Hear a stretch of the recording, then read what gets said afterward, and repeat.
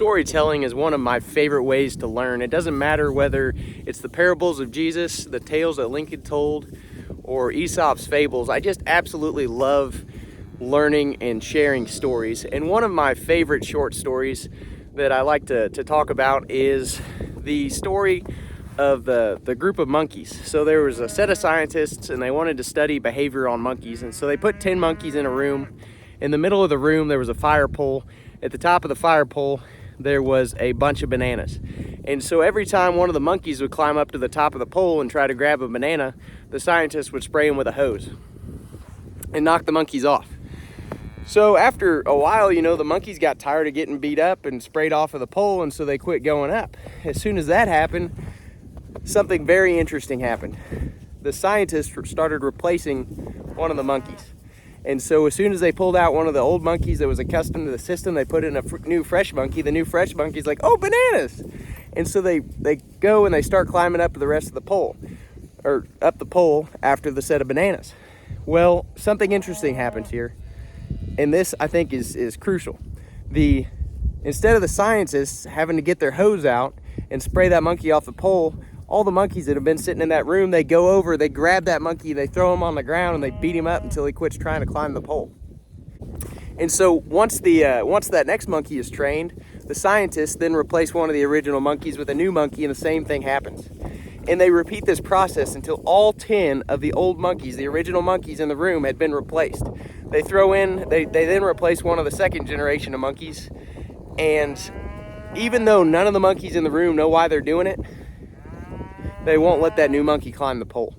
And sometimes I feel like in agriculture and business, we've built up these rules, these laws, these regulations, unofficially, of course, in these paradigms that we can't bust through, and we don't know why. As a young guy coming into agriculture, I remember asking a bunch of questions. I said, why don't we do this? Why can't I do this? Why do I have to do it this way? And the answer is always, it's just the way we do it, or stop asking so many questions, or you're just not going to make any money doing it any other way.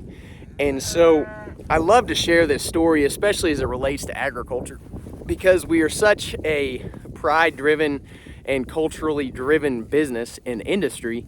And I think it's so important to be out on the front line of asking why and trying to seek to understand what's going on.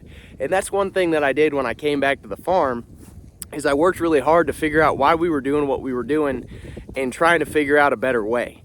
And so I quit doing a lot of the things that my family had been doing for generations, I thought, and I started doing it a different way. Turns out that my great-grandpa and my grandpa used to rotate cattle. They used to winter cattle on crops. They used to winter cattle on alfalfa hay, or on alfalfa fields. They'd quit taking the last cutting. They were growing non-GMO crops, and they weren't having to use as much chemicals. Now, they did have more labor, and so some things have changed. The technologies have changed. We have portable paddock systems now with geared reels and four-wheelers and step-in posts that these guys would have been able to just do amazing things with. So we have to combine the new technologies and ask questions and figure out ways that we can do things better. And it's an awesome time with YouTube and with being able to share knowledge at the point of a button with Google and all these things that we can learn in agriculture, and we can make a real difference and a positive difference. So that's why I love this story. I think it really teaches a lesson on, don't just follow all the monkeys in the room that have no idea why they're doing what they're doing. It's just what they were told to do.